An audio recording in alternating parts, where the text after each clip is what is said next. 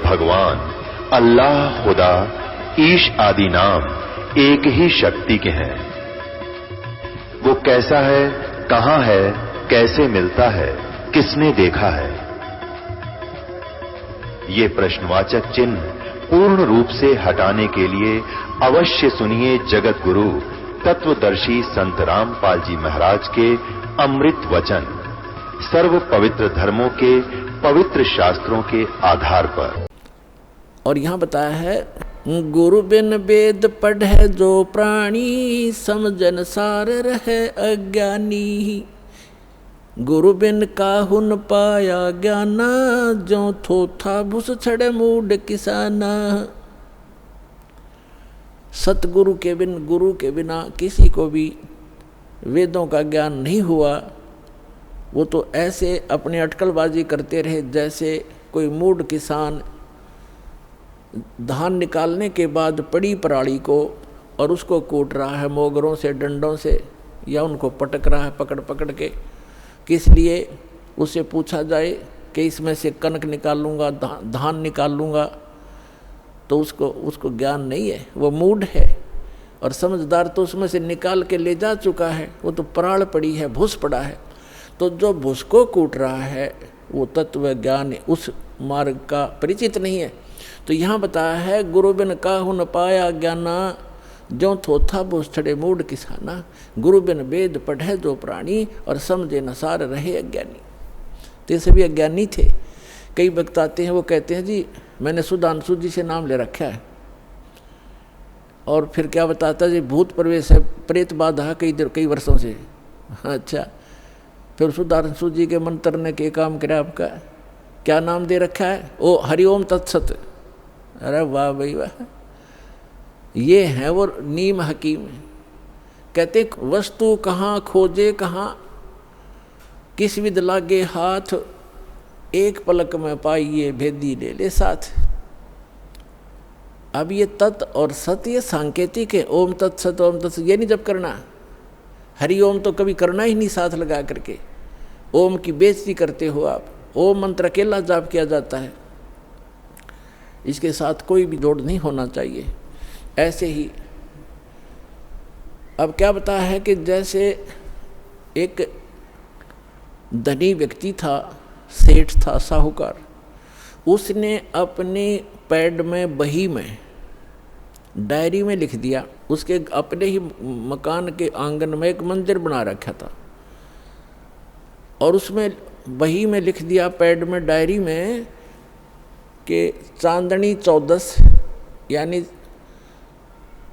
चांदनी 14 रात्रि के 12 बजे मंदिर के गुम्बज में इतने किलो चांदी, इतने किलो सोना और इतने नगद पैसे जमा कर रखे, दबा रखे। इसलिए कोड वर्डों में लिखते थे कि बच्चे कहीं गलती से कभी खोद बैठें, निकाल ना लें, मेरे जाने के बाद फिर ये प्रयोग कर लें। इसलिए चोरों के डर से वो ऐसे छुपा दिया करते थे। पहले बैंक नहीं होते थे। उस सेठ की मृत्यु होगी अचानक। पिता के अंतिम संस्कार करके उन बच्चों ने फिर देखा कि पिता की लेख देखते हैं। उन्होंने वो डायरी देखी, उसमें लिखा था चांदनी 14 रात्रि के 12 बजे मंदिर के गुम्बज में इतना धन दबा रखे। तो उन बच्चों ने 2-3 दिन के बाद अपने पिता की क्रियाक्रम से निपट कर हफ्ते 10 दिन, 12 दिन, 15 दिन के बाद वो मंदिर का गुम्बज फोड़ दिया रात्रि के समय। उन्होंने सोचा, पिता ने संकेत दिया है कि दिन में तो कोई देख लेगा, रात्रि में फोड़ियो। तो रात्रि में उन्होंने मंदिर का गुम्बज फोड़ डाला, उसमें कुछ नहीं था। उनको बड़ा अफसोस हुआ कि पिताजी तो हमें गलत गाइड करके हमें बहका गए और धन कहीं और दबा गए। अब उसको कैसे खोजेंगे, गया हाथ से, बहुत धन था। बुरी तरह रो रहे हैं। कुछ दिनों के बाद उसके पिता का कोई मित्र सेठ आया। बच्चों ने अपनी समस्या उसके सामने रखी कि अंकल ऐसे ऐसे समस्या आ गई है, हमारे पिताजी ने झूठ बोल दिया, पैसा कहीं और छुपा रखा है, हम गुम्बज में लिखा है, गुम्बज में तो पाया नहीं, हमने मंदिर भी फोड़ दिया। तब उस सेठ ने कहा कि मुझे दिखाओ कहाँ लिखा है। उसने लेख देखा कि चांदनी 14 रात्रि के 12 बजे मंदिर के गुम्बज में इतना पैसा। तो उसने कहा बेटा इस गुम्बज को यथाउचित बनाओ, यथावत जैसे था वैसा ही बना दो, फिर बताऊंगा कहाँ पर है। और चांदनी 14 आने दो। 15 दिन के बाद, महीने के 20 दिन के बाद हुआ, 10-5 दिन के बाद हुआ, चांदनी 14 आनी थी, वो वैसा ही गुम्बज बना दिया। रात्रि के समय चांदनी रात्रि में, और गुम्बज की छाया आंगन में जहाँ थी उसके घर पे, वो ज़मीन वहाँ खुदवाई के ये निशान लगा दिया, यहाँ खोदो। वो ज्यों का तो धन पा गया। तो ये नकली सारे गुम्बज फोड़नीय थे, स्थान का पता नहीं था। तो इनको इन सदग्रंथों के कोड वर्डों का ज्ञान नहीं हुआ। तो वस्तु कहाँ ढूंढे, कहाँ किस विद लागे हाथ, एक पलक में पाइए बेदी ले लो साथ। तो ये दास इन सदग्रंथों का और जानकार बना के, तत्वदर्शी संत बना के कबीर भगवान ने आप उसके बच्चों के लिए भेज दिया। अपनात्मो अविलंब काम करो यू, कहते समझा है तो सर दर पाओ और भौर नीरे ऐसा दाव। तो ये गरीबदास जी कहते हैं, गरीबदास ये वक्त जाते है, रोग इस पैरे न, हाथ से मानो शरीर छूट गया, भक्ति यथार्थ मिली नहीं, तो फिर रोया करोगे इस समय को। कहते हैं मानुष जीवन दुर्लभ है, मिले न बारंबार, और तरवर से पत्ता टूट जा, वो फिर नहीं लगता डार। अब जो प्रसंग चल रहा है हम आते हैं उसी पर कि परमात्मा की परिभाषा क्या है और काल किसे कहते हैं। तो ये प्रसंग पूरा हुआ कि यथार्थ भक्ति कौन सी है, और वो स्थान एक ऐसा है जहाँ जरा मरण नहीं होता। वहाँ जाने के बाद प्राणी फिर लौटकर कभी संसार में नहीं आते, और वहाँ जरा और मरण नहीं है, वृद्ध अवस्था और मृत्यु नहीं है। और यहाँ दोनों डेफिनेट है, यदि मृत्यु भी है और वृद्ध अवस्था भी है।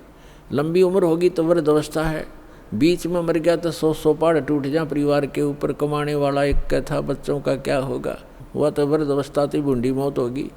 कहने का भाव ये है, जब तक हम परमेश्वर की शरण में नहीं आते तब तक हम काल की रेंज में रहते हैं, और जब हम कबीर भगवान की शरण में आ जाते हैं हम काल की रीत से बाहर हो जाते हैं। फिर उसका विधान हम पर लागू नहीं रहता, हम परमेश्वर की शरण में आ जाते हैं। और समर्थ की शरण में जो आ जाता है उसको फिर बाहर का व्यक्ति दुखी नहीं कर सकता, उसको स्वयं पता होता है कि इस आदमी के इस शरणागत को छेड़ दिया तो ये तेरा बक्कल तार देगा। तो इसी प्रकार हम समर्थ की शरण में आ गए हैं।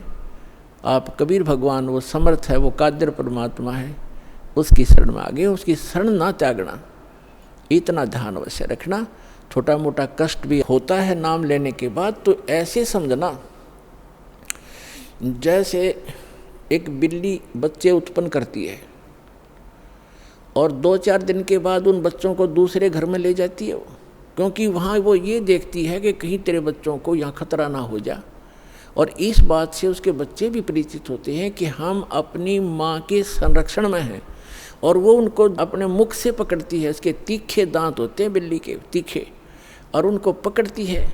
और बच्चों को पीड़ा भी होती है, वो ऐसे सुकड़ जाते हैं, ऐसे लटक जाते हैं, और महसूस होता है कि इनको दांतों का दर्द भी है, लेकिन बोलते कतई नहीं, चुपचाप रहते हैं, उस पीड़ा को सहन करते रहते हैं, क्योंकि उनको पता है कि हम अपनी माँ के साथ हैं। ये थोड़ा बहुत कष्ट भी है तो हमारा जीवन रक्षक है, रक्षा हो रही है। तो उसको उठाकर वो दूसरे सुरक्षित स्थान पर अन्य मकान में ले जाती है, सबको बारी बारी वहाँ पहुँचा देती है। कुछ दिनों के बाद वहाँ देखती है कि यहाँ भी समस्या है, तो तीसरे मकान में कहीं और ले जाएगी। और वो बिल्कुल नहीं बोलते, क्योंकि उनको पीड़ा भी हो रही है, लेकिन उनको विश्वास है कि माँ के मुख में हम भले ही पीड़ा हो रही है लेकिन हमारी जीवन रक्षा हो रही है। इसी प्रकार कबीर भगवान की शरण में आने के उपरांत आपको छोटा मोटा कष्ट भी है तो ना जाने आपका कौन सा पहाड़ जैसा दुख टल रहा है, ये विश्वास रखना, विचलित ना होना। यहाँ प्रसंग चल रहा है कि धर्मदास जी ने कहा था कि हे भगवान, यहाँ कितनी सुविधा दे रखी है भगवान ने, और इसको आप काल कह रहे हो। परमात्मा ने कहा, धर्मदास जैसे कसाई बकरे पालता है उन बकरे और बकरियों के लिए वो कितनी सुविधा करता है, जिसकी अच्छी सेल होती है। एक बहुत बड़ा चरागाह बनाता है, उसको हायर करता है या मोल लेता है और उसके अंदर शेड डालता है, झोंपड़ी डालता है बकरों को गर्मी और सर्दी से बचाने के लिए। उसमें जगह जगह तालाब बनाता है, छोटी छोटी तलैया सी, उनको पानी से भर कर रखता है, उनके लिए घास फूस वहाँ व्यवस्था कराता है। उस सारी व्यवस्था को देखकर वो भोले प्राणी ये समझ बैठते हैं कि हमारा मालिक, हमारा स्वामी कितना दयालु है, हमारी कितनी केयर टेक रखता है, सारी सुविधाएं प्रदान करता है, हिंसक पशुओं से बचाता है, चारों तरफ से बाड़ लगा देता है और अंदर वृक्ष हैं, झाड़ बोझड़े हैं, फल घास फूस है, गर्मी से बचने के लिए शेड है, सर्दी से बचने के लिए व्यवस्था शेड है। तो वो इस सारी व्यवस्था को देखकर वो मान बैठते हैं कि जो हमारा ये स्वामी है बड़ा दयालु है, ये परमात्मा है। और जब वो कभी उनके बीच में आता है तो वो सारे उसको प्यार देने के लिए उसके चारों तरफ कोई ऊपर को पैर फैलाता है अपने सीने से लगाने के लिए, और वो उसको चाटते हैं प्यार से, जीभ से चाटना चाहते हैं, उनको एक विशेष रिगार्ड देने के लिए।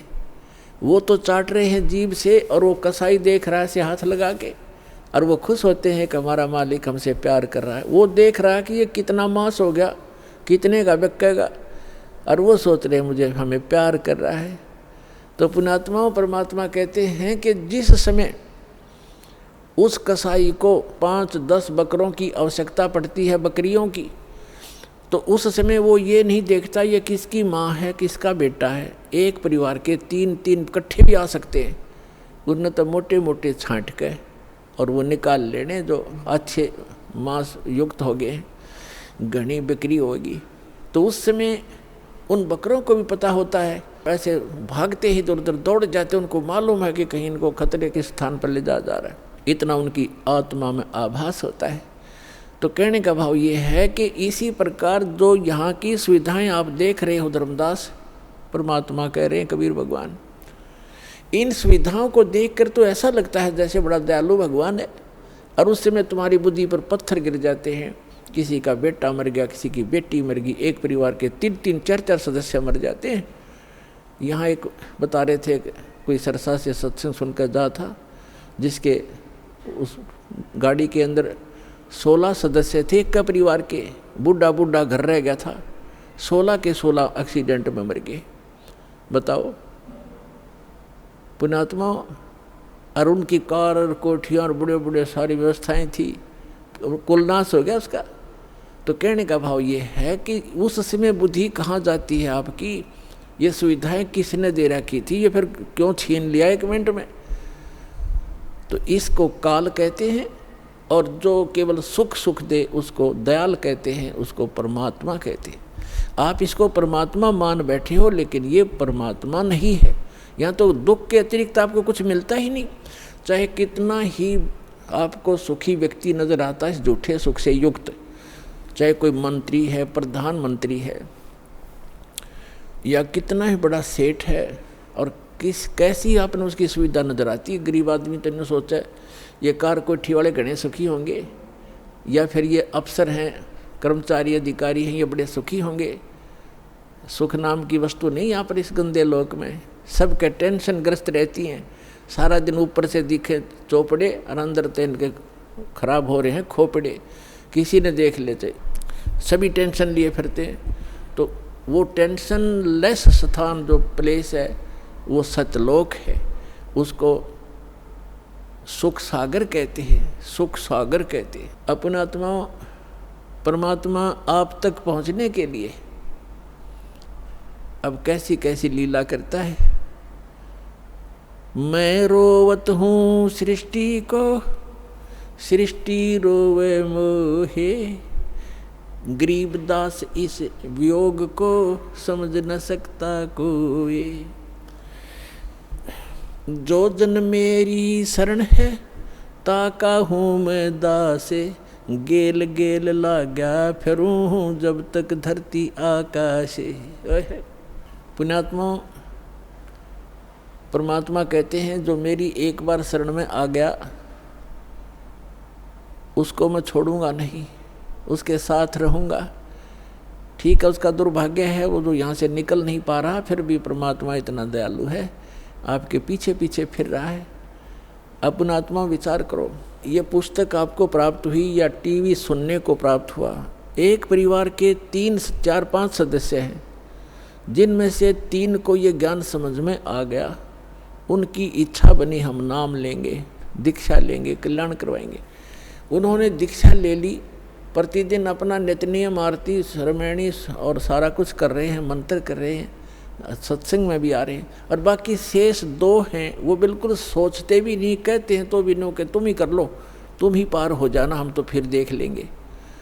अब फिर क्या देख लेंगे, गद्दा बने पाछा तो कुम्हार देखेगा, आप क्या देखोगे?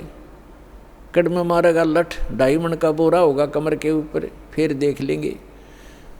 अब देखना अब है, ज्ञान समझो और सतलोक आश्रम बरवाला जिला हिसार हरियाणा के अंदर आओ और कल्याण कराओ। अगर समझदार हो तो देखना चाहते हो। अब वो क्यों नहीं आते? जैसे कल का सत्संग जो था सुबह का, उसमें ये था कि 2 प्रकार से मानव शरीर प्राप्त होता है। एक तो पिछले पुण्यकर्मों के आधार से मानव शरीर लगातार 2, 4, 10, 50, 100 भी हो सकते हैं, ज़्यादा भी हो सकते हैं, लेकिन वो पूंजी समाप्त हो जाएगी, फिर 84 लाख योनियों में जाना ही पड़ेगा यदि उस मनुष्य जीवन के दौरान आपको तत्वदर्शी संत नहीं मिला। अब जो प्रसंग चल रहा है, मानव शरीर प्राप्त करके जो प्राणी सतभक्ति नहीं करते, 2 प्रकार से मानव शरीर प्राप्त होता है।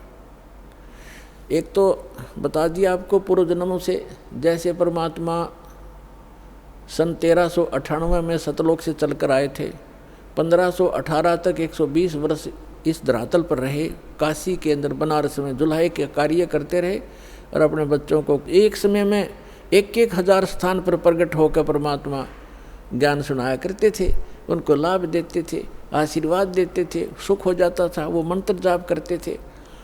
64 लाख शेष हो गए थे उस दानक के, जुल्हे के, एक गरीब झोंपड़ी में बैठे व्यक्ति के 64 लाख शेष इतना सुख दिया था परमात्मा ने। तो उस समय आपको चार्ज कर गया भगवान, कबीर भगवान, और उससे आपके मनुष्य जीवन होते हुए आ रहे 64 लाख शेष थे उस टाइम। 64 लाख, ना कोई मीडिया था, ना कोई माइक स्पीकर था। वो परमात्मा असंख्य रूप बना सकता है। तो जिस कारण से उसने आप सभी को चार्ज किया, आपके मनुष्य जीवन होते हुए आ रहे हैं, और आप पूजाएं भले ही दूसरी करते रहे, लेकिन पूर्व जन्म की बैटरी चार्ज थी, आपको सुख मिलते रहे। फिर भी कोई दुख क्रम का आता है तो आप इधर उधर भागते रहे, कोई मंदिर में, कोई गुरुद्वारों में, कोई पहाड़ों पर, कोई गुफाओं में, या किसी संतों की खोज करते रहे। उससे लाभ कुछ नहीं होना था आपको। और दूसरी प्रकार के जो व्यक्ति हैं, आपको बताया कि जैसे एक तो 84 लाख सभी प्राणियों के शरीरों में से गुजर के निकल के एक मानव शरीर टर्न वाइज मिलता ही मिलता है, स्त्री या पुरुष का। तो जो ऐसे 84 लाख योनियों से निकल कर आए हैं, वो काल के पक्के हैं, वो काल की फर्द में चढ़ गए, वो काल की रजिस्ट्री में है। अब वो भक्ति नहीं कर सकते। एक परिवार में 3 नाम ले चुके हैं, सतभक्ति कर रहे हैं, उनको समझा रहे, वो कह ठीक ठीक तुम कर लो।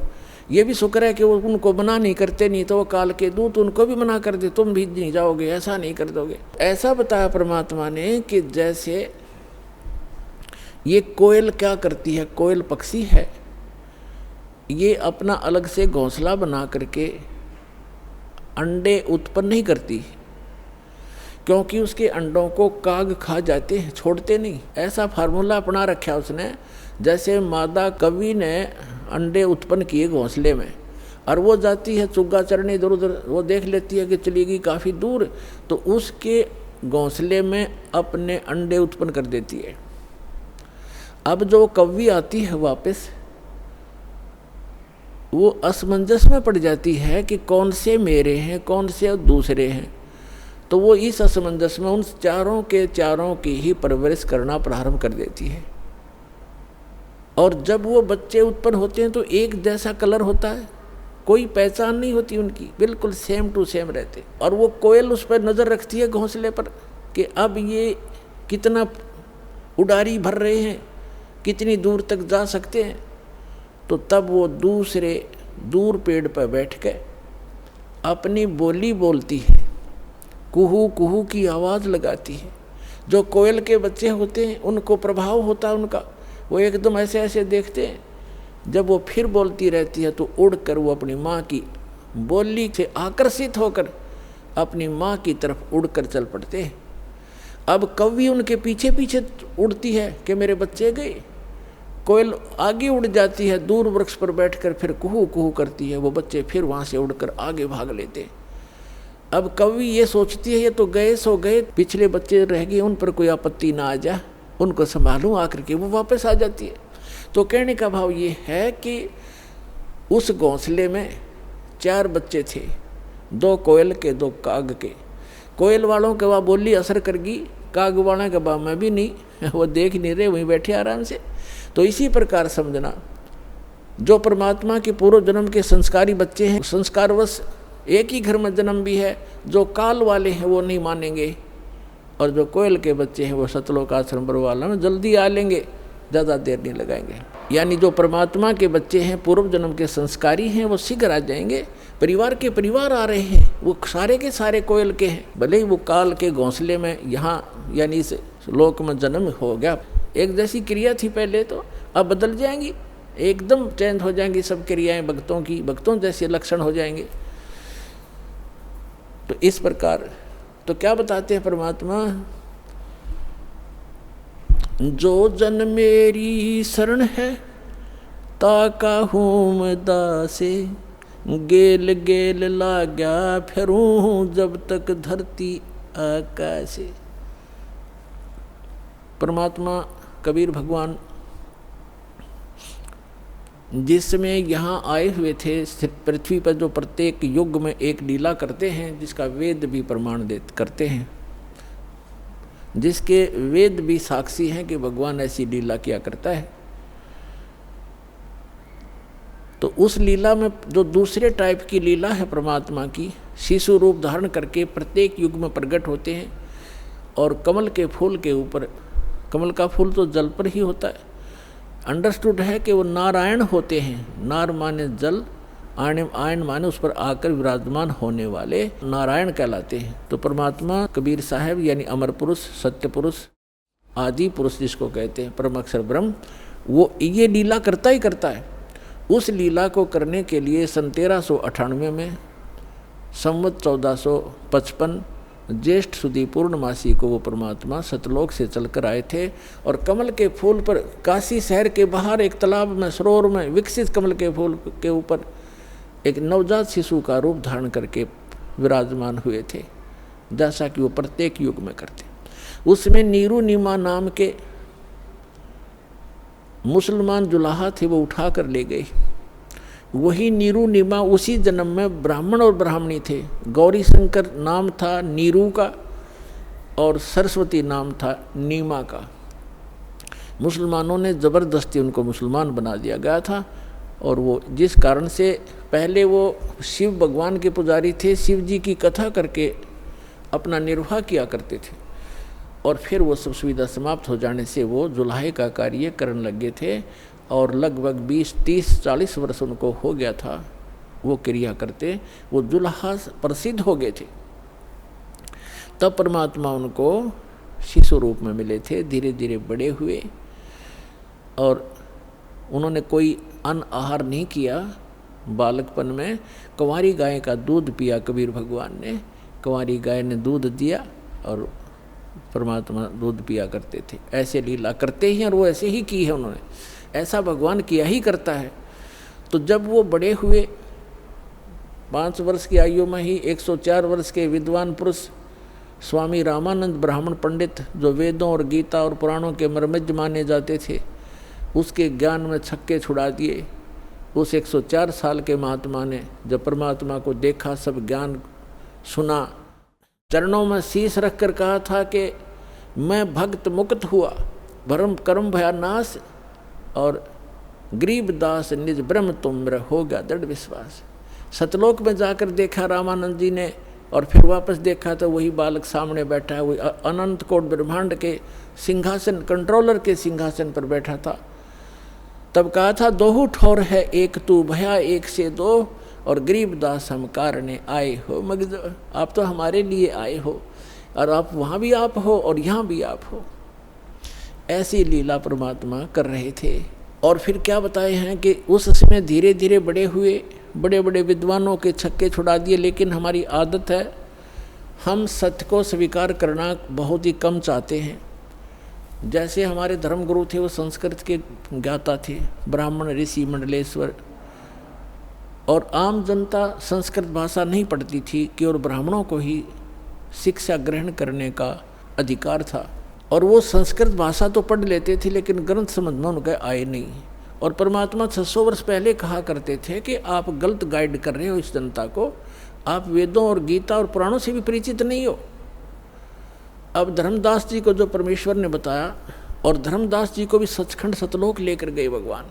इसी प्रकार जैसे स्वामी रामानंद जी को लेकर गए थे, ऐसे आदरणीय धर्मदास साहिब जी को भी परमात्मा सतलोक लेकर गए थे। अपना निज स्थान दिखाया था जहाँ आप रहा करते थे।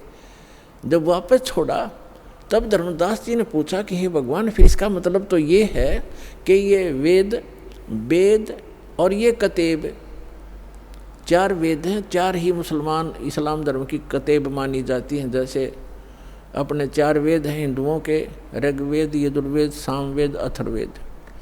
और मुसलमानों की यानी इस्लाम धर्म की माने जाते हैं एक तौरात, जबूर, इंजिल और कुरान। ये कतेब कहते हैं, इनको वेद कहते हैं। पुराणों को, गीता को। तो धर्मदास जी को पता चला कि सचमुच भगवान तो वो है, साकार है, ये है वो परमात्मा, ये है वो स्थान। और ये सभी हमारे धर्मगुरु कहते हैं कि ब्रह्मा विष्णु जी सर्वशक्तिमान है, सर्वश्रेष्ठ हैं, सबके पालन करता है, सबके उत्पत्ति करता है, यह विनाशी है। और परमात्मा ने धर्मदास जी की वार्ता कराई ब्रह्मा विष्णु महेश जी से, और उन्होंने खुद बताया कि नहीं भाई, हमारी भी जन्म मृत्यु होती है, हम अविनाशी नहीं है। कोई व्यक्ति यदि किसी तहसीलदार को या एसडीएम को और अपने मित्रों में ये कहता है ये कमिश्नर है, और जब एसडीएम से पूछा जाएगा क्या आप कमिश्नर हैं, वो कभी झूठ नहीं बोलेगा। वो बुद्धिमान व्यक्ति है, बकवास नहीं चला करती। स्वयं बताएगा नहीं जी मैं तो एसडीएम हूँ, और कमिश्नर तो बहुत बड़ी पावर होती है। तो ऐसे जब भी इन अधिकारियों से हम मिलते हैं तो ये सच ही बताया करते। तो जब धर्मदास जी वापस आए, धर्मदास जी ने कहा हे भगवान, फिर तो ये वेद और कतेब ये सब झूठे हैं, ये तो परमात्मा को निराकार बताते हैं, और कोई ब्रह्मा जी, विष्णु जी, शिव जी को सर्वशक्तिमान बताते हैं। तब परमेश्वर ने कहा कि वेद कतेब झूठे नहीं भाई, झूठे हैं जो समझे नहीं। ये वेद कतेब झूठे नहीं हैं, इनमें जिस सतर का ज्ञान है वो बिल्कुल ओके है, लेकिन कंप्लीट नहीं है, वो अलग बात है। जैसे मैट्रिक क्लास के 10वीं कक्षा का सिलेबस अपने सत्र का तो ठीक है, लेकिन वो एमए और बीए का नहीं है, बीसीए का नहीं है, वो सिलेबस अलग है। लेकिन उस मैट्रिक तक के जो शिक्षा है वो उसमें सहयोगी होती है। तो यहाँ परमात्मा ने कहा है कि वेद कतेब झूठे नहीं भाई, और झूठे हैं जो समझे नहीं। झूठे ये हैं तुम्हारे धर्मगुरु, जिन वेद इनके पुराणों को, गीता और वेद को, गीता जी को पढ़ समझ नहीं सके, ये झूठे हैं। तो इस प्रकार परमात्मा प्रचार किया करते थे, बहुत से शिष्य बन गए थे। पुण्यात्माओं, सम्मन नाम का एक मनियार था। मनियार को आप जानते होंगे। मनियार होता जो केवल चूड़ियों का काम करता था, माताओं को, बहनों को चूड़ी पहनाया करता था, उसकी पत्नी भी और वो भी। और वो बहुत दारिद्र था, निर्धन था, लेकिन परमात्मा का परम भक्त था। पूरा परिवार, 3 सदस्य थे परिवार के अंदर, 3 सदस्य। एक तो सम्मन, उसकी पत्नी का नाम था नेकी, और एक पुत्र था उसका नाम था शिव, उसको शिव कहा करते, शिव नाम था शिव। वैसे अब भ्रंश हम कर ही लेते हैं, शिव कहा करते, तो शिव नाम से ज़्यादा प्रसिद्ध था। और तीनों के तीनों प्राणियों ने कबीर परमात्मा की दीक्षा प्राप्त कर रखी थी। वो दिल्ली में रहा करते थे। पहले दिल्ली आज जैसी नहीं थी, एक गांव सा था छोटा सा, ऐसी झोपड़ियों में लोग रहा करते थे, छोटे छोटे मकान भी थे, कुछ थोड़े बहुत सेठ भी थे, वो अलग होते हैं। आज जैसी दिल्ली नहीं थी 600 वर्ष पहले। और परमात्मा बनारस काशी में रहा करते थे। एक कमाल नाम का लड़का, उसके कबीले ने, उसके कुल के लोगों ने मृत्यु के उपरांत जल प्रवाह कर दिया था। और एक शेख तकी नाम का राजा सिकंदर लोधी दिल्ली के बादशाह का धार्मिक गुरु था। और सिकंदर लोधी को एक बहुत असाध्य रोग था, परमात्मा कबीर जी के आशीर्वाद से वो स्वस्थ हुआ था। बाकी किसी भी औषधि से और किसी भी धर्म मजहब की जंतर मंत्र से और आशीर्वाद से वो स्वस्थ नहीं हुआ था, जिस कारण से सिकंदर लोधी परमात्मा कबीर जी से बहुत प्रभावित था। और उधर से धार्मिक गुरु उनका सिकंदर लोधी का जो शेख तकी था, वो ईर्षा करने लगा कबीर जी से कि ये अब ज़्यादा महिमा प्राप्त होगी है, राजा के हृदय में ये समा गया है, किसी प्रकार इसको नीचा दिखाऊं और राजा मेरी तरफ फिर आकर्षित हो। कहते हैं 2 वजीर 2 फकीर और 2 पीर, उनकी कभी आपस में बड़ा नहीं करती। ये तो ऐसे समझ लो जैसे एक म्यान में 2 तलवार, कदे देखी सुनी ना कान। तो वो बहुत इस ताक में रहता था, किसी प्रकार नीचा दिखाऊं। सिकंदर लोधी ने किसी कारण से स्वामी रामानंद जी का सिर काट दिया था, उसकी मृत्यु को प्राप्त हो गए थे। और कबीर परमात्मा ने सिकंदर लोधी और सैकड़ों व्यक्तियों के सामने उनको जीवित कर दिया था, जिस बात से सिकंदर लोधी घना प्रभावित हो गया था कि ये तो सचमुच अल्लाह आए हैं, खुद भगवान आए हैं। कबीर साहब अल्लाह अकबर हैं। अब अल्लाह अकबर यही काम करता है, मुर्दे को जीवित कर दे, रोगी को स्वस्थ कर दे, निर्धन को धन दे दे, तो भगवान यही काम करते हैं। तो वो सभी काम कर रहे थे। सिकंदर लोधी का पक्का विश्वास हो गया था कि सचमुच गॉड है, खुदा है। परमात्मा कहते हैं राज तजना सहज है, सहज त्रिया का ने, मान बढ़ाई ईर्षा बाई दुर्लभ तजना ये। राज भी छोड़ सकते हो, अपनी सुंदर पत्नी को भी त्याग सकते हो, और कहते हैं मान बढ़ाई और ईर्षा ये नहीं छूटती जीव पर, ये छूटे बिना भगवान मिला नहीं, बात वहीं की वहीं रही। तो इस ईर्षावश राग द्वेष वश कि मैं झूठा सिद्ध करूं किसी प्रकार इस कबीर को, ताकि इसकी महिमा कम हो जा, इसलिए वो इस ताक में रहता था। एक दिन सिकंदर लोधी से कहा कि आप इसकी बड़ी महिमा गाते हो, इसने मुर्दा जिंदा कर दिया, स्वामी रामानंद जी को जीवित कर दिया, आप कहते हो मुझे स्वस्थ कर दिया। एक दिन उसने ये दबाव लगा दिया कि यदि ये कोई मुर्दा जीवित करेगा तो मैं मानूंगा, नहीं तो मुसलमानों को तेरे विरुद्ध कर दूंगा सिकंदर। इस बात से चिंतित सिकंदर टेंशन में आ गया, और परमात्मा को अपने बच्चों की टेंशन सुहाया नहीं करती, ये समर्थ है 1 मिनट में टेंशन दूर कर दे। सिकंदर लोधी से पूछा कि क्या परेशानी है आपको? सिकंदर लोधी ने कारण बता दिया। तो परमात्मा ने कहा कि कहो शेख तकी को कोई मुर्दा लावे, और करते हैं अर्ज भगवान से, थोड़ा छुपा के रखते थे दाता अपने को। सिकंदर लोधी को तो पता था, कह दिया सो कह दिया। कबीर जी कह रहे हैं कर देंगे जिंदा, लाओ कोई मुर्दा। तो वो कहता मैं कहाँ से लाऊं मुर्दा, कभी आएगा जब देखेंगे, कभी होगा जब देखेंगे। अब परमात्मा ने सोचा कि ये टेंशन काफ़ी देर रहेगा। सिकंदर इतने में क्या हुआ, लीला मालिक की सौसल सीधर मैं करूं अपने जन के काज।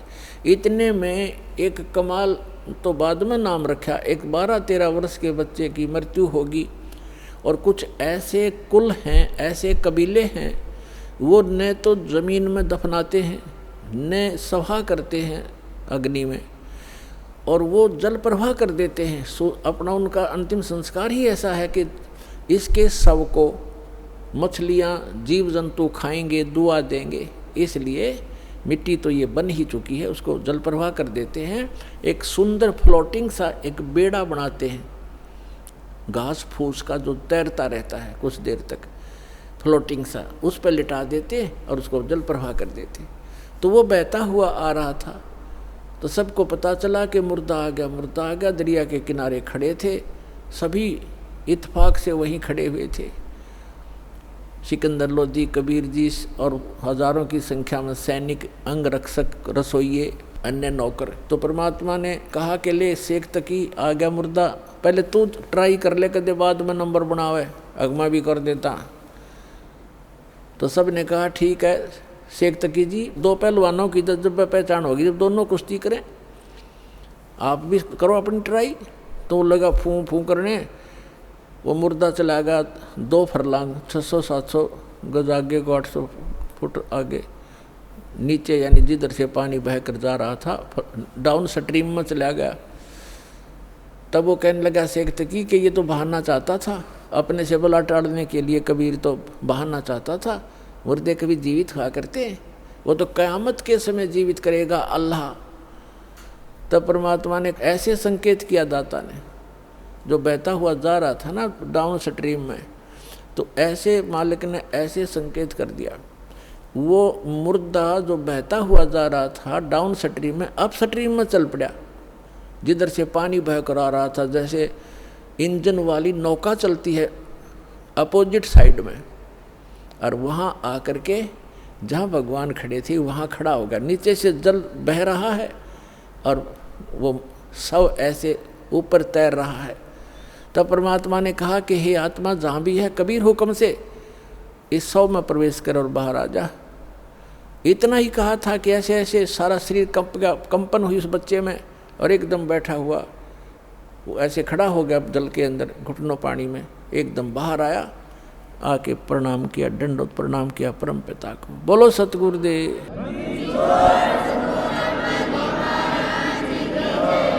सभी ने ये कहा कमाल कर दिया, कमाल कर दिया। परमात्मा ने उस बच्चे का नाम कमाल रख दिया और उसको अपने बच्चे के रूप में रखा।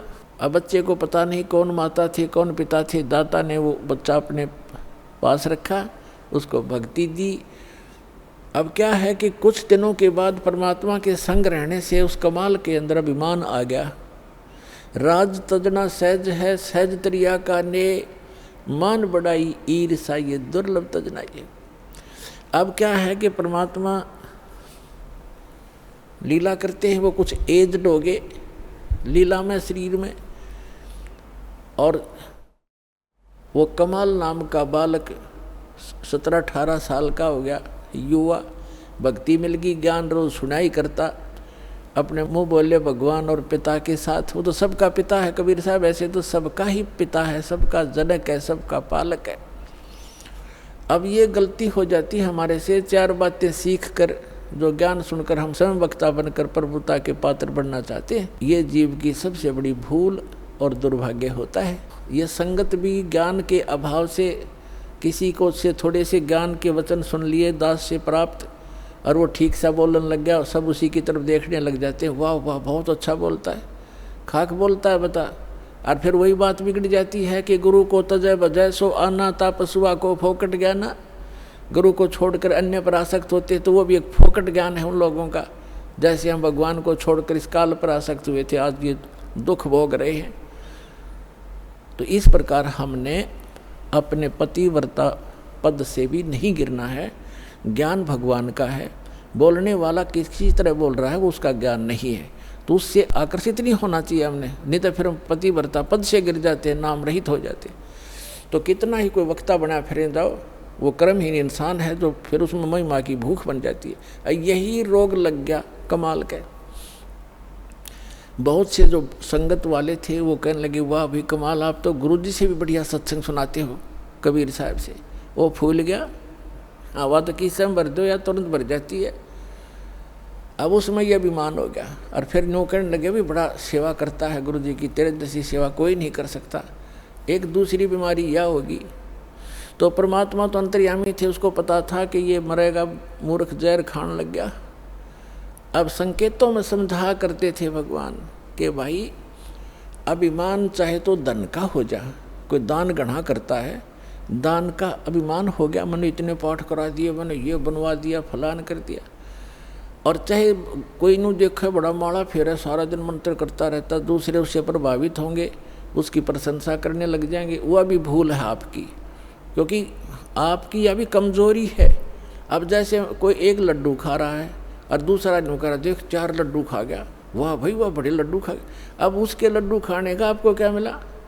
आप भी प्रबंध करो, चाहे लड्डुओं का जब तब बराबर हो, उसकी खाक प्रशंसा करे, वो भक्ति करे, तुम उसकी प्रशंसा करे, आप भी करो फिर तो ऐसे हम मार खाते। ये कमजोरियां हैं जो दास आपको बता रहा है, जो आपके भक्ति की गाड़ी में पंचर कर देंगी। इन कमजोरियों से बचना ही बचना है। एक वृद्ध व्यक्ति था, डॉक्टर के पास गया और डॉक्टर ने देखा अस्थि पिंजर सा शेष है वृद्ध, तो वो कहने लगा, डॉक्टर जी मेरे पिंडलियों में दर्द रहता है।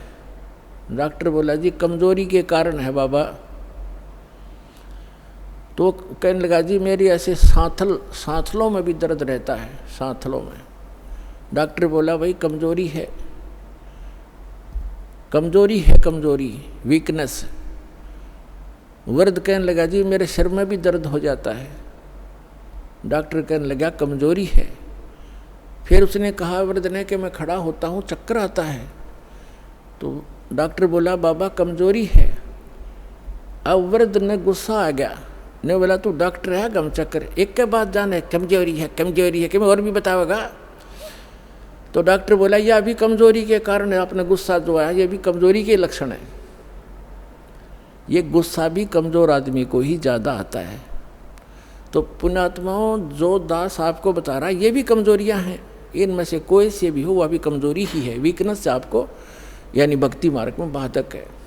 परमात्मा कहते हैं, जैसे माता गर्भ को रखे यत्न बनाए, ठेस लगे तो छन्न होवे तेरी ऐसे भक्ति नसावे।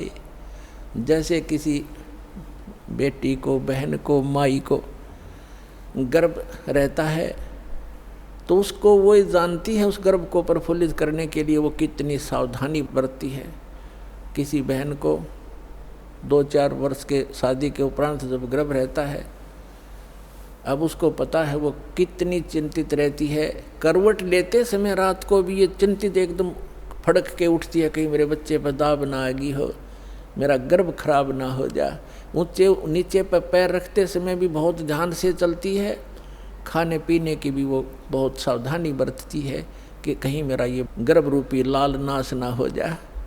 तो परमात्मा कहते हैं, जिस दिन आपने परमात्मा की असत भक्ति मिल गई तो आत्मा के अंदर आपका भक्ति रूपी वो गर्भ स्टार्ट हो गया उस दिन से। अब यहाँ बताते हैं कि जैसे माता गर्भ को रखे यत्न बनाए और ठेस लगे तो क्षीण होवे, ऐसे भक्ति नसावे। तो ऐसे ये ठेस नहीं लगने देनी चाहिए भक्ति रूपी गर्भ के। ये मोक्ष रूपी लाल बनाने के लिए बहुत सावधानी बरतनी पड़ेगी आप। तो उस कमाल के मन में दोष आ गया। परमात्मा बार बार कहा करते, सत्संग में सबको सामूहिक ज्ञान दिया जाता है, प्रत्येक व्यक्ति को नहीं बताया जाता। और जैसे औषधि मुख के माध्यम से, गोलियां, दवाई, जड़ी या इंजेक्शन के माध्यम से एक ही स्थान पर लगाई जाती हैं, वो जहाँ दर्द होता है, जहाँ पीड़ा होती है, वो औषधि वहाँ काम कर देती है। तो सत्संग के माध्यम से सामूहिक इंजेक्शन लगाए जाते हैं ये वचनों के, और जिसमें जो वीकनेस जहाँ की है उसी का वो औषधि काम कर जाती है। बुद्धिमान उसको समझ जाते हैं, आगे सुचारू हो जाते हैं और वो अपनी कमजोरी को ठीक कर लेते हैं। बुद्धिमान वही होते हैं। इतना कुछ कई बार कहा परमात्मा ने कि जो दान ज़्यादा करता है, यदि उसके मन में अभिमान आ गया, कराया नाश हो गया। कबीर साहब कहते हैं, तन मन धन दिया तो भला किया, सिर का दासी भार, और जब न्यू कहा कि मन ने दे दिया तो बहुत सहेगा मार। वो तो दिया हुआ तक गया, नाश हो गया, दुर्गति और हो जाएगी तेरी। तो किसी भी प्रकार का सेवा का अभिमान हो जाए, अभिमान तो अभिमान ही है, वो तो नाश ही करता है, भगवान से दूर करता है। लेकिन कमाल की बुद्धि भ्रष्ट हो चुकी थी, परमात्मा के साथ रहकर भी वो अपने ही चलाता था। पुण्यात्माओं, जैसे मन में बहुत सी बातें आती हैं।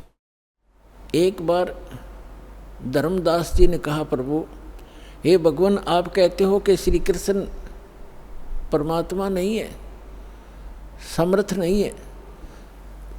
श्री कृष्ण जी ने राजा मोरध्वज के पुत्र ताम्रध्वज को आरे से चिरवा के डेथ हो गई थी, 2 फाड़ हो गया था, और फिर वैसा ही बना दिया और जीवित कर दिया। तो कैसे माने ये भगवान नहीं है, सर्वशक्तिमान नहीं है। परमात्मा कबीर जी ने कहा कि मैंने ये कभी नहीं कहा कि ये भगवान नहीं है, मैंने ये अवश्य कहा ये सर्वशक्तिमान नहीं है। भगवान का मतलब मैंने ये कभी नहीं कहा कि ये स्वामी नहीं है, ये प्रभु नहीं है, लेकिन ये सर्वशक्तिमान नहीं है। इतना अवश्य कहा कि सर्वशक्तिमान नहीं है। जैसे परिभाषा प्रभु की आपको बहुत बार बताई है, तहसीलदार भी साहब है, एसडीएम भी साहब है, डिप्टी कमिश्नर भी साहब है, जिसको कलेक्टर कहते हैं, डिप्टी कलेक्टर, और कमिश्नर भी साहब है, मंत्री भी साहब है, अपने सतर का साहब है, अपने उसका कुछ सीमा है उसके साहब की, उसकी शक्ति की। और मंत्री भी साहब है, मुख्यमंत्री भी साहब है, प्रधानमंत्री भी साहब है। लेकिन ये सभी साहब हैं, लेकिन कोई कहे कि डीसी समर्थ है, सर्वशक्तिमान है, सारे देश का कंट्रोलर है, तो वो गलत कह रहा है। अब जितना वो साहब है, जैसे कोई एक मंत्री को और प्रधानमंत्री बताता है राज्य के मंत्री को, तो वो उस प्रोसीजर से वो परिचित नहीं है, इसलिए एक मंत्री भी अपने सत्र का लाभ दे देता है, लेकिन जो प्रधानमंत्री लाभ देगा वो ना मुख्यमंत्री दे सकता। परमात्मा ने पूछा कि जैसे आपके भगवान ने, श्री कृष्ण अर्थात विष्णु जी ने, मोर ध्वज के पुत्र ताम्र ध्वज को तो जीवित कर दिया, 2 फाड़ करवा के, 2 बीचों बीच कटवा के, और अपने सगे भाणजा अभिमन्यु को जीवित नहीं कर सका, जिसकी कति जरूरत थी, और वहाँ तबे मतलब पंगा लिया जाके उसने क्यों नहीं कर सका। पांडवों का कुलनाश हुआ था, श्री कृष्ण रोए था, उसकी बहन रोए थी, 5 पांडव रोए थे, उसको क्यों नहीं जीवित कराया जो मर गया था 18 वर्ष की आयु में। यहाँ धर्मदास चुप हो गया। तब कहा भगवान हम तो तुच्छ बुद्धि जीव हैं, हमारी बुद्धि का सतर तो इतना ही है बस, अब आप बताओ भगवान क्यों नहीं कर सका। तब परमात्मा ने बताया कि जब तक संस्कार जिसके हैं, अब उस ताम्र ध्वज की आयु शेष थी, और इस शरीर को एक आम सिद्ध पुरुष भी तोड़ कर काट कर फिर दोबारा जीवित कर सकता है। श्री कृष्ण तो उनसे कुछ 21 ही है, लेकिन आयु नहीं बढ़ा सकते ये भगवान। इसलिए अभिमन्यु की आयु 18 ही वर्ष की थी, उसी दिन मृत्यु होना, तो उसके आगे शेष उसकी उम्र मनुष्य की नहीं थी। इस कारण से श्री कृष्ण उसको जीवित नहीं कर सके। तब धर्मदास को संतुष्टि हुई। तब परमात्मा ने कहा था कि समर्थ का शरणागहो रंगोरी हो, और कबू ना हुआ काज राम रंगोरी हो। अब यहाँ प्रसंग चल रहा है, इसी प्रकार जैसे अर्जुन को अभिमान हो गया था, उसके भ्रम को निवारण करने के लिए श्री कृष्ण उसको मोर ध्वज राजा के घर लेकर गया था। अर्जुन को अभिमान हो गया था कि भगवान मेरे जैसा आपका आज्ञाकारी कोई और नहीं हो सकता, ऐसा सेवक नहीं हो सकता। अब श्री कृष्ण ने सोचा अब इसको मैं कहूँगा तो ये काली मानेगा, रोज इकट्ठा रहना, फिर ये बात बिगड़ेगी। तो उसने कुछ दिन के बाद कहा कि चल अर्जुन, मुझे कब से कार्य है, मोर ध्वज राजा अपने पुत्र को राज्याभिषेक कर रहा है, मुझे आमंत्रित किया है, अभी चलोगे? अकौर जी मैं तो आपका आज्ञाकारी शिष्य हूँ। पांडवों का श्री कृष्ण उनके धार्मिक गुरु भी थे। अब वहाँ जाकर क्या देखा कि मोर ध्वज, ताम्र ध्वज और उनकी एक पत्नी थी मोर ध्वज की। राजा राज्याभिषेक करने के लिए अपने पुत्र को गद्दी पर बैठाकर राज्य से संन्यास लेना चाहता था। उसने सब साधु संत महात्माओं को आमंत्रित किया हुआ था, बहुत बड़ा यज्ञ कर रहा था। तो उस यज्ञ के अंदर जो भी साधु संत जो खाने को मांगते हैं वो देना पड़ता है, नहीं तो उसकी यज्ञ खंडित मानी जाती थी। तो वहाँ जब जाकर बैठ गए साधु रूप बना कर 2 संत और साथ में एक माया से शेर बना लिया श्री कृष्ण जी ने, और तीनों बाग में जाकर बैठ गए। राजा को संदेशा भिजवाया कि एक संत आए हैं। तो राजा के नौकरों ने कहा प्रभु भोजन पाओ। तो साधु रूप में श्री कृष्ण जी ने कहा कि राजा यहाँ आए, स्वयं आमंत्रित करे, तब हम भोजन करेंगे। संदेशा पाकर राजा, रानी और लड़का आरती की थाली लेकर आरती की और फिर प्रार्थना की, भगवान भोजन की सुनाओ। तब श्री कृष्ण जी ने कहा कि पहले हमारे शेर का आहार कराओ, फिर हम पीछे भोजन खाते हैं। मोर ध्वज राजा ने कहा कि आज्ञा करो भगवान, अभी मंगवा देता हूँ बकरे इनके लिए काट कर, इसके या वैसे सामने छोड़ देंगे, ये खा लेगा। नहीं, ये मांस खाता मनुष्य का, ये मनुष्य का मांस खाएगा। मोर ध्वज ने कहा जी जो आज्ञा आपकी। फिर कहा कि सुनो, कहीं किसी पल्लेदार न पकड़ लाओ, उसका मांस नहीं खाएगा, ये तुम्हारे घर के प्राणी का मांस खाएगा, तुम तीनों में से एक का। और उसकी विधि ऐसे है, उसको आरे से चीरना है, और चीरते समय आंखों में आंसू आ गए तो ये मांस शेर नहीं खाएगा, तुम्हारा यज्ञ खंड हो जाएगा। अब मोरध्वज ने कहा कि जो आज्ञा भगवान आपकी। तो कहा कि ठीक है। जब मोरध्वज ने कहा कि मैं फ्री हो चुका हूँ, लड़का युवा हो गया है, बेटा तू राज संभालना, अपनी माँ की सेवा करना, और मेरा काम पूरा हुआ और मैं महात्मा के शेर का आहार बनूंगा। रानी ने कहा कि देखो बात सुनो, आप मेरे पति हो और पति भरता पत्नी से पहले पति की मृत्यु होना कलंक होता है। मैं आपसे पहले मरूंगी, आप मुझे आहार बनने दो। और उसने ये कह दिया था संत रूप में विराजमान श्री कृष्ण जी ने कि आज जो इस मेरे शेर का आहार बनेगा वो सीधा स्वर्ग जाएगा। उनकी होड़ लाएगी, कैसा बढ़िया दाव, शरीर तो ये जाना ही जाना है और आज दाव लगे। तो रानी ने सोचा कि राजा ला गया नंबर ही होता है, ये तो हाथों हाथ स्वर्ग मिल रहा है, इससे गोल्डन चांस क्या होगा हे भगवान। क्योंकि पहले संतों के वचनों पर विश्वास किया करते थे, ये तब नकली संतों ने खो दिया, अविश्वास हो गया जनता में। उस समय ये था कि जो संत बोलता है वो फाइनल होता है। इसलिए रानी ने पंजे गाड़ दिए, अग नहीं आप नहीं, मुझे काट दो, मुझे शेर का आहार कर दो। और मन में ये थी कि मुझे स्वर्ग मिलेगा, इससे बढ़िया चांस क्या होगा, और मैं क्या संभालूंगी। बालक ने बाप यहाँ रहेगा तो इसको राजकाज में गाइड करता रहेगा, बच्चा दुखी ना होगा। इसलिए अब तीसरा नंबर था उसका। ताम्रध्वज ने सोचा कि अभी बात बिगड़ गई, प्रथम तो आज स्वर्ग प्राप्ति और दूसरे मैंने माता पिता की सेवा क्या की है, ये कट जाएंगे तो मेरा धर्म बिगड़ गया। इसलिए महात्मा से खड़े होकर कहा कि महात्मा जी इस दास को चीर दो, मुझे कटवा दो, मैं आपके शेर का आहार बनूंगा। माता पिता मैंने आपकी क्या सेवा की, मुझे पाप लगेगा। लास्ट में उन तीनों ने जो संत रूप में विराजमान श्री कृष्ण जी से कहा कि महात्मा जी आप ही फैसला कर दो हमारा, आप जिसको कहेंगे वही आपके हाजिर होगा। तो उसने क्या फैसला किया कि दोनों तुम पति पत्नी इस अपने पुत्र को आरे से चीरो, यहाँ से चीरना शुरू करना और नीचे तक 2 भाग कर दो। फाइनल फैसला हो गया, नो ऑब्जेक्शन। आरा ले आई, जैसे लकड़ी चीरने का होता, दोनों तरफ से पकड़ के ऐसे चीरते हैं। लड़का बैठा लिया नवा धोआ के, और ये कंडीशन थी कि आंखों में आंसू नहीं आने चाहिए। अब फिर जब वो चीरने लगे ना, बीचों बीच चीरना प्रारंभ कर दिया था, और चीरने में एक उठा लकड़ था, 5-4 मारे आर पार हो जाना था वो।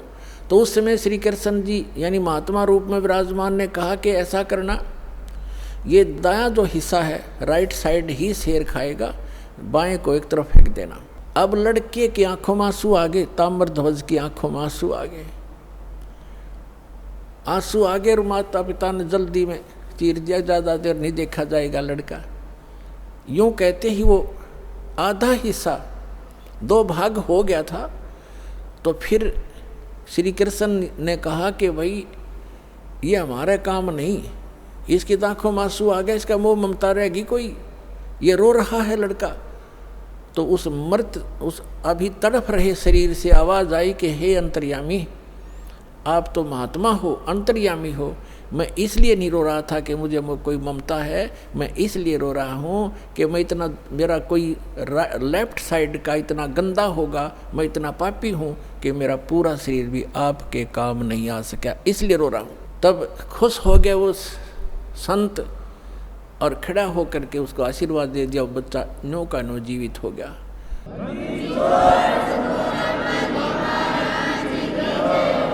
अब जब उसने जीवित कर दिया और कहा भाई मैं तो तुम्हारी परीक्षा लूँ था बेटा, तुम सफल हो गए सारे, श्री कृष्ण ने कहा, और कहा कि मांग ले मोरध्वज, क्या मांगना चाहता है, तुझे स्वर्ग में भेज दूंगा और बहुत समय तक तेरा स्वर्ग का राज लिख दूंगा, इंद्र की पदवी दे दूंगा। तब उस ज्ञानी मोरध्वज ने क्या मांगा कि मुझे भक्ति दे दो भगवान, इस राज ने के चाटूंगा तो काल छोड़ना पड़ेगा, वहाँ का भी छोड़ना पड़ेगा।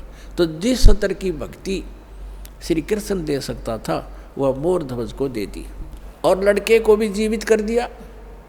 लेकिन जन्म मरण ना श्री कृष्ण का समाप्त, ना मोरध्वज और ताम्रध्वज का, ना उसकी पत्नी का समाप्त हो सकता। अब कहने का भाव ये है कि अर्जुन ये देखकर इकट्ठा हो गया न, सुकड़ गया। जब श्री कृष्ण ने कहा कि अर्जुन आप डींग मारा करते कि मेरे जैसा कोई सेवक नहीं, तने सेवक तो देखे नहीं थे। जब अर्जुन ने कान पकड़ लिया, जी मैं तो घना निकम्मा आदमी था, मैं ये सोच बैठा था आज मेरी कति फड़क निकल गई, महापुरुष तो ऐसे होते हैं, मैं तो इनके चरणों की धूल भी नहीं हूँ। अपनात्माओं, हमने श्री कृष्ण जी को परमात्मा इसलिए मान लिया था कि उन्होंने मोर ध्वज के पुत्र ताम्र ध्वज को आरे से चरवा कर जीवित कर दिया, बस। और यहाँ परमात्मा ने फिर बताया कबीर जी ने कि वो अभिमन्यु को जीवित क्यों नहीं कर सके, वो तुम्हारे समर्थ भगवान। उसका कारण भी बताया कि ये समर्थ नहीं है। और ऐसी ऐसी तो बहुत से संत भी सिद्धियां रखते हैं जो मुर्दे को जीवित कर सकते हैं, लेकिन उनकी आयु नहीं बढ़ा सकते, किसी सूरत में नहीं बढ़ा सकते। आयु की वृद्धि केवल परमात्मा पूर्ण ब्रह्म कर सकते हैं। मासा घटे ना तिल बधे, विदना लिखे जो लेख, और सच्चा सतगुरु मेट कर ऊपर मार दे मेघ। अब अर्जुन की फड़क निकालने के लिए उन्होंने ये लीला की, उधर से अपने भक्तों की परीक्षा भी करनी थी। इसी प्रकार सामान्य एक उदाहरण है सम्मन सेव और नेकी का। कमाल के मन में यह अभिमान घर कर गया था कि मेरे जैसा सेवा करने वाला और मेरे जैसा वफादार सेवक इस संगत में नहीं है। और बहुत बार परमात्मा के सामने भी उसने ये मुंह खोल दिया था। तब परमेश्वर कबीर जी ने कहा कि भाई मैं भ्रमण के लिए निकलता हूँ, मेरे साथ चलेगा कोई? तो कमाल ने कहा जी मैं तो आपके साथ चलूँगा, मेरे बगैर सेवा आपकी करेगा कौन? परमात्मा बोले चल। बाजिद नाम के एक राजा थे, वो घर त्याग कर चले गए थे, फिर उनको जंगल में भगवान मिले थे, उनको फिर अपने साथ रखा था, वो भी सेवक हो गए थे ज्ञान समझ के। तो वो दोनों जने बाजिद और कमाल और परमात्मा तीनों जने चल पड़े। उधर से सम्मन और नेकी उसकी पत्नी और सेवुन का पुत्र। नेकी और सम्मन जो है दोनों चूड़ी पहनाने का काम किया करते, मनियार का। और ये एक स्वभाव बन जाता है भक्त अपने का, खासकर कबीर परमात्मा के बच्चे का नाम लेने के बाद वो ये सोचता है तेरा कल्याण तो निश्चित, और इस सामने वाले ने भी समझा दो किसी तरह। तो कोई जैसे कोई मजदूर जाता है किसी सेठ के काम करता है, उसको भी कोशिश करता है इसको ज्ञान बता दूं, लेकिन वो सातवें आसमान पर होता है, उसने एक मजदूर की बात कैसे सुनावे ना सुनो, लेकिन कोशिश रहती है कि इसकी किसी प्रकार बुद्धि सेट हो जाए, इसका जीवन नाश हो रहा है। हमारे भक्त की ये चेष्टा रहती है। तो वो सम्मन और उसकी पत्नी जहाँ भी चूड़ी पहनाने जाते थे बहनों को, तो परमात्मा की चर्चा शुरू कर देते थे। हमारे वो गुरु जी ऐसे हैं, सिकंदर लोधी को जलन का रोग हो गया था, वो ठीक कर दिया। स्वामी रामानंद जी का कत्ल कर दिया था सिकंदर लोधी राजा, दिल्ली के बादशाह ने, हमारे गुरुजी ने जीवित कर दिया उन्हीं के सामने। एक कमाल नाम का लड़का था, मरता बहता हुआ आ रहा था, हमारे गुरुजी ने वो जीवित कर दिया। हमारे गुरुजी बड़े सक्षम हैं, नाम लेने से मोक्ष हो जाता है, सदा दुख मिट जाते हैं, यहाँ भी सुख मिलते हैं।